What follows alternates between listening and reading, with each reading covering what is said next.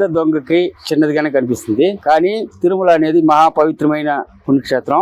భక్తులు ఎంతో భక్తితో ఒక్క రూపాయి వేసిన వాళ్ళ దేవుని యొక్క మనోభావంతో వేస్తారు. కానీ దాన్ని దొంగిలించడం అనేది చాలా తప్పు. అందులో ఇప్పుడు జరిగిన ఈ పరాగమణి చోరీలో ఆయన రవికుమార్ అని ఒక ఆయన చోరీ చేసినట్టు ఆయన $9 ఏదో తీసాడని ఈయన జగన్ గారు చెప్తున్నారు. $9 అంటే కూడా $810. ఈ రోజు $90 ఉంటే కూడా ఆయన 72,500 కదా పోయింది. దాంట్లో పోయి ఇది ఏమి చిన్న దొంగతనం కదా, ఏం దబ్బా దీన్ని ఎంత పెద్దది చేస్తున్నారు, ఏంది ఇది అని చాలా తీసి పారేస్తున్నాడు.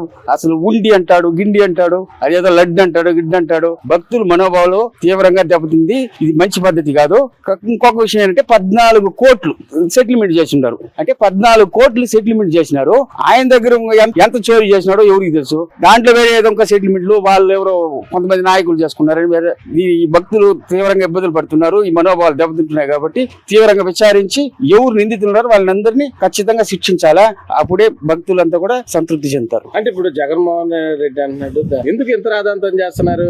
అది పెద్ద ఇష్యూ కాదు కదా, కావాలనే దుష్ప్రచారం చేస్తున్నారు. మీ గవర్నమెంట్ లో జరిగింది, మీ గవర్నమెంట్ లో కానీ ఏదైనా బయట పెట్టినారా? ఆ రోజు ప్రభుత్వం మారినాక వాటిని అంతా బయట తీసి విచారించలేక ఇది కుంభకోణాలు బయటపడింది. కానీ ఇంకా ఎన్నో ఉంది, అది ఎప్పుడు బయటపడింది.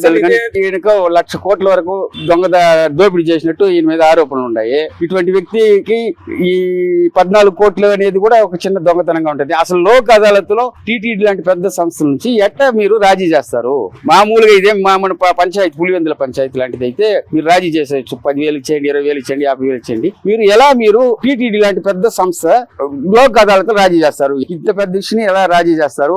దీని వెనక ఎంత గూటు ఉందో బయటకు రావాలి. అప్పుడే ప్రజలకి భక్తులకి సంతృప్తిగా ఉంటుంది.